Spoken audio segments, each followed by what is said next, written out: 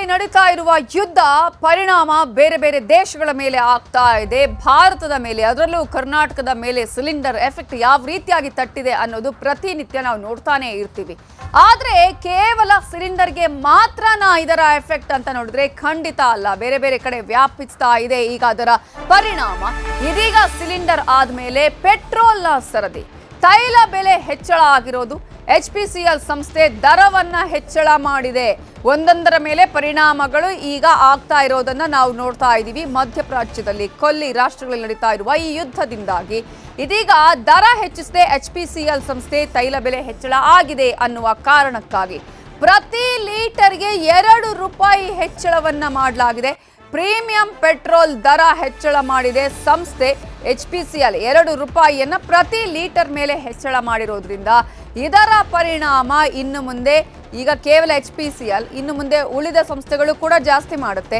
ಆ ನಂತರ chain link ಹಂತದಲ್ಲಿ ನಾವು ಗಮನಿಸ್ತಾ ಇದ್ವಿ. ಈಗ HPCL ಮೊನ್ನೆ ಶೆಲ್ಲಲ್ಲೂ ಕೂಡ ಈಗಾಗಲೇ ದರ ಏರಿಕೆ ಮಾಡಿದ್ರು. ಆಲ್ರೆಡಿ ಈಗಾಗಲೇ ಒಂದೊಂದೇ ಸಂಸ್ಥೆಗಳು ದರವನ್ನು ಏರಿಕೆ ಮಾಡ್ತಾ ಹೋದ್ರೆ ಇದರ ಪರಿಣಾಮ ಇನ್ನು ಜಾಸ್ತಿಯಾಗಿ ಕಾಣಿಸುತ್ತೆ ನಮಗೆ. ಕಾರಣ ಒಂದಕ್ಕೊಂದು ಚೈನ್ ಲಿಂಕ್ ಇರುವಂಥದ್ದು. ಪೆಟ್ರೋಲ್ ಬೆಲೆ ಏರಿಕೆ ಆದರೆ ಅದರ ಪರಿಣಾಮ, ಆನಂತರ ಅದರಿಂದಾಗಿ ವೆಹಿಕಲ್ಗಳ ಮೇಲೂ ಕೂಡ ಪರಿಣಾಮ ಆಗುತ್ತೆ.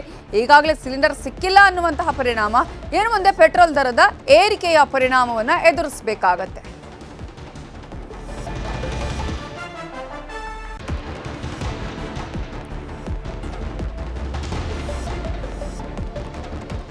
ಇದರ ಬಗ್ಗೆ ಇನ್ನಷ್ಟು ಡೀಟೇಲ್ಸ್ ಅನ್ನ ಕೊಡೋದಕ್ಕೆ ನಮ್ಮ ರಿಪೋರ್ಟರ್ ಶರಣು ಹಂಪಿ ನೇರ ಸಂಪರ್ಕದಲ್ಲಿ ಜಾಯ್ನ್ ಆಗಿದ್ದಾರೆ. ಶರಣು ಹಂಪಿ, ಈಗಾಗಲೇ ಸಿಲಿಂಡರ್ನ ಸಮಸ್ಯೆ ಯಾವ ರೀತಿಯಾಗಿ ಪರಿಣಾಮ ಬಿದ್ದಿದೆ, ಎಷ್ಟು ಹೋಟೆಲ್ಗಳು ಬಂದ್ ಆಗಿದೆ, ಕೈಗಾರಿಕೆಗಳ ಮೇಲೆ ಪರಿಣಾಮವಿರುವಂಥದ್ದು, PGಗಳ ಮೇಲೆ ಪ್ರತಿನಿತ್ಯ ಆ ಸಮಸ್ಯೆಯನ್ನ ನೋಡ್ತಾ ಇದ್ದೀವಿ. ಆದ್ರೆ ಈಗ ತೈಲ ದರ ಹೆಚ್ಚಳ ಆಗಿರುವಂಥದ್ದು, ಪೆಟ್ರೋಲ್ ದರವನ್ನು ಲೀಟರ್ಗೆ 2 ರೂಪಾಯಿ ಜಾಸ್ತಿ ಮಾಡ್ತಾ ಇದ್ರೆ ಇದರ ಪರಿಣಾಮ ದೊಡ್ಡ ಮಟ್ಟದಲ್ಲಿ ಆಗುತ್ತೆ ಅನ್ನೋದ್ರಲ್ಲಿ ಯಾವುದೇ ಅನುಮಾನ ಇಲ್ಲ.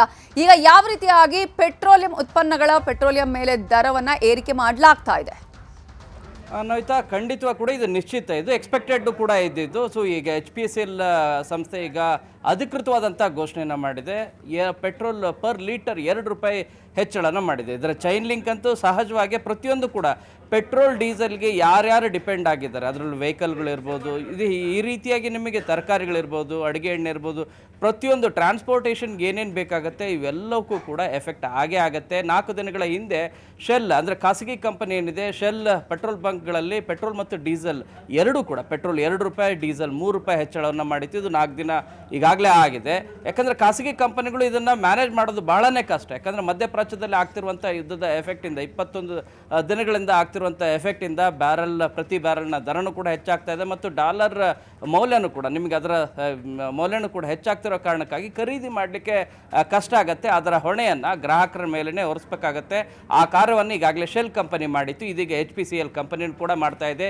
ಇದೇ ರೀತಿಯಾಗಿ ಹಂತವಾಗಿ HP ಇರ್ಬೋದು ಮತ್ತು ಇಂಡಿಯನ್ ಆಯಿಲ್ ಕಾರ್ಪೊರೇಷನ್ ಇವೆಲ್ಲವೂ ಕೂಡ ಮುಂದೆ ಮಾಡುವಂಥ ಸಾಧ್ಯತೆ ಬಹುತೇಕ ನಿಶ್ಚಿತ ಮತ್ತು ಅನಿವಾರ್ಯನೂ ಕೂಡ. ಆದರೆ ಈ ನಿಟ್ಟಿನಲ್ಲಿ ಕೇಂದ್ರ ಸರ್ಕಾರ ಯಾವ ರೀತಿಯಾದಂಥ ನಿರ್ಧಾರವನ್ನು ಕೈಗೊಳ್ಳುತ್ತೆ ಅನ್ನೋದು ಬಹಳ ಪ್ರಮುಖವಾದಂಥ ವಿಷಯ ಆಗುತ್ತೆ. ಯಾಕಂದರೆ ಎಷ್ಟು ದಿನದವರೆಗೂ ಕೂಡ ಮ್ಯಾಕ್ಸಿಮಮ್ ಅದನ್ನು ಹತೋಟಿಯಲ್ಲಿ ಇಡಲಿಕ್ಕೆ ಅಥವಾ ದರವನ್ನು ಹೆಚ್ಚಳ ಮಾಡದೆ ಹಾಗೇನೆ ಮುಂದುವರ್ಸೋಕ್ಕೆ ಆಗುತ್ತಾ, ರನ್ ಮಾಡಲಿಕ್ಕೆ ಆಗುತ್ತಾ, ಈ ಬಗ್ಗೆನೂ ಕೂಡ ಚಿಂತನೆಯನ್ನು ಮಾಡ್ತಾ ಇದೆ. ಬಟ್ ಮಿತಿ ಮೀರಿ ಹೋದಾಗ ಅಥವಾ ಅದು ಕೈಮೀರಿ ಹೋದಾಗ ಅನಿವಾರ್ಯ ಆಗುತ್ತೆ ಅನ್ನೋ ಹಿನ್ನೆಲೆಯಲ್ಲಿ ಈಗ ಕೇಂದ್ರ ಸರ್ಕಾರ ಯಾವ ರೀತಿ ನಿರ್ಧಾರವನ್ನು ತೆಗೆದುಕೊಳ್ಳುತ್ತೆ ಅಂತೇಳಿ. ಯಾಕಂದರೆ ಇದರ ಎಫೆಕ್ಟ್ ಜನಸಾಮಾನ್ಯರ ಮೇಲೆ ಆಗುತ್ತೆ. ಈಗಾಗಲೇ ಗ್ಯಾಸ್ನ ದರ, LPG ಗ್ಯಾಸ್ ಇರ್ಬೋದು, ಕಮರ್ಷಿಯಲ್ ಗ್ಯಾಸ್ ಅಂತೂ ಸಿಗ್ತಾನೇ ಇಲ್ಲ. LPG ದರನೂ ಕೂಡ ಹೆಚ್ಚಳ ಮಾಡಿದ್ದಾಯಿತು. ಮತ್ತು ಇನ್ನು ಲೂಬ್ರಿಕೆಂಟ್ ಆಯಿಲ್ಸ್ ಏನಿದ್ದಾವೆ ಇವುಗಳ ದರ ಹೆಚ್ಚಳ ಮಾಡ್ತೇವೆ ಅಂತೇಳಿ ಕಳೆದ ವಾರನೇ ಅಧಿಕೃತವಾಗಿ ಎಲ್ಲ ಪೆಟ್ರೋಲ್ ಬ್ಯಾಂಕ್ಗಳಿಗೆ ಅಧಿಕೃತವಾದಂಥ ಆದೇಶವನ್ನು, ನೋಟಿಸನ್ನು ಕೂಡ ಜಾರಿ ಮಾಡಿತ್ತು. ಈಗ ಲೂಬ್ರಿಕೆಂಟ್ ಆಯಿಲ್ಗಳ ದರನೂ ಕೂಡ ಹೆಚ್ಚಾಗಿದೆ. ಅದು 45% ದರ ಹೆಚ್ಚಳ ಆಗಿದೆ ಅನ್ನುವಂಥ ಮಾಹಿತಿ ಲಭ್ಯ ಆಗ್ತಾ ಇದೆ. ಇನ್ನೊಂದು 2-3 ದಿನಗಳಲ್ಲಿ ಇದೇ ರೀತಿಯಾದಂಥ ಸಿಚುವೇಶನ್ ಅಂದರೆ ಯುದ್ಧದ ಪರಿಣಾಮ ಮುಂದುವರಿತು ಅನ್ನೋದಾದರೆ ಪೆಟ್ರೋಲಿಯಂ ತೈಲ ಏನಿದೆ, ಪೆಟ್ರೋಲ್, ಡೀಸೆಲ್ ಮತ್ತು ಲೂಬ್ರಿಕೆಂಟ್ ಮತ್ತಷ್ಟು ಕೂಡ ಹೆಚ್ಚಾಗುವಂಥ ಸಾಧ್ಯತೆ ಇದೆ. ಪೆಟ್ರೋಲ್ 2 ರೂಪಾಯಿ, ಡೀಸೆಲ್ 3 ರೂಪಾಯಿ ಹೆಚ್ಚಳ ಆಗುವಂಥ ಸಾಧ್ಯತೆ. ಯಾಕಂದರೆ ಈಗಾಗಲೇ ಖಾಸಗಿ ಕಂಪನಿಗಳು ಹೆಚ್ಚಳ ಮಾಡಿರೋದು ಇದೇ ರೀತಿಯಾಗಿ. ಕೇವಲ ಇದು ಇಷ್ಟಕ್ಕೆ ಮಾತ್ರ ನಿಲ್ಲೋದಿಲ್ಲ. ಇದೇ ರೀತಿಯಾದಂಥ ಪರಿಸ್ಥಿತಿ ಮುಂದುವರಿತು ಅನ್ನೋದಾದರೆ ಅದು 5 ರೂಪಾಯಿವರೆಗೂ ಕೂಡ ಹೋಗ್ಬೋದು ಅಂಥೇಳಿ ಈಗಾಗಲೇ ಪೆಟ್ರೋಲ್ ಮತ್ತು ಪೆಟ್ರೋಲ್ ಡೀಸೆಲ್ ಮಾಲೀಕರ ಸಂಘದ ಅಧ್ಯಕ್ಷರಂತ ಡಾಕ್ಟರ್ ಬಾಲಾಜಿರಾವ್ ಅವರು ಕೂಡ ಈ ಬಗ್ಗೆ ಒಂದು ಎಕ್ಸ್ಪೆಕ್ಟೆಡ್ ಇನ್ಫಾರ್ಮೇಷನನ್ನು ಕೂಡ ಕೊಡ್ತಾ ಹೋದರು. ಯುದ್ಧ ನಿರಂತರವಾಗಿ ಮುಂದುವರಿತು ಅನ್ನೋದಾದರೆ ಬ್ಯಾರಲ್ಗಳ ನಿಮ್ಗೆ ಖರೀದಿ ಮಾಡಲಿಕ್ಕೂ ಕೂಡ ಕಷ್ಟ ಆಗುತ್ತೆ. ಬಟ್ ಕೇಂದ್ರ ಸರ್ಕಾರ ಈ ಹಿಂದೆ ಅಂದರೆ ಕಚ್ಚಾ ತೈಲ ಬೆಲೆ 45 ರೂಪಾಯಿ ಇತ್ತು, ಅಂದರೆ 45 ಇದ್ದಾಗ ನಿಮಗೆ ಆವಾಗ ಅವುಗಳ ದರವನ್ನು ಹೆಚ್ಚಳ ಮಾಡುವಂಥ ಕಾರ್ಯವನ್ನು ಮಾಡಲಿಲ್ಲ. ಅಂದರೆ ನಿಮಗೆ ಇಳಿಕೆ ಮಾಡಬೇಕಾಯಿತು, ಭಾರತ ಸರ್ಕಾರ ಆ ಸಂದರ್ಭದಲ್ಲಿ ಮಾಡಿದ್ದಿಲ್ಲ.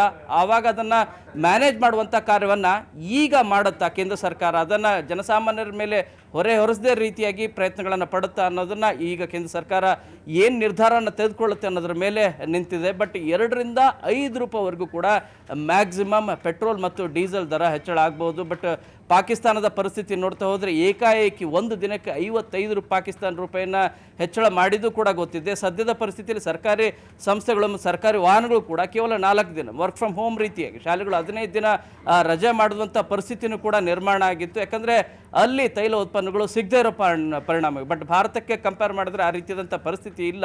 ಆದರೆ ಪೆಟ್ರೋಲ್ ಡೀಸೆಲ್ ದರ ಹೆಚ್ಚಳ ಮಾಡೋದಿದೆಯಲ್ಲ, ಇದು ಜನಸಾಮಾನ್ಯರಿಗೆ ಮಧ್ಯಮ ವರ್ಗಕ್ಕೆ ದೊಡ್ಡ ಹೊಡೆತನೇ ಆಗುತ್ತೆ. ಎಷ್ಟು ದರವನ್ನು ಹೆಚ್ಚಳ ಮಾಡ್ತಾರೆ ಅನ್ನೋದು ಬಹಳ ಪ್ರಮುಖವಾದಂಥ ವಿಚಾರ. ಕೇಂದ್ರ ಸರ್ಕಾರ ಯಾವ ನಿರ್ಧಾರವನ್ನು ಕೈಗೊಳ್ಳುತ್ತೆ ಇನ್ನೆರಡು ದಿನದಲ್ಲಿ ಗೊತ್ತಾಗಲಿದೆ. Navitha, thank you Sharan Hampi ಡೀಟೇಲ್ಸ್ಗೆ.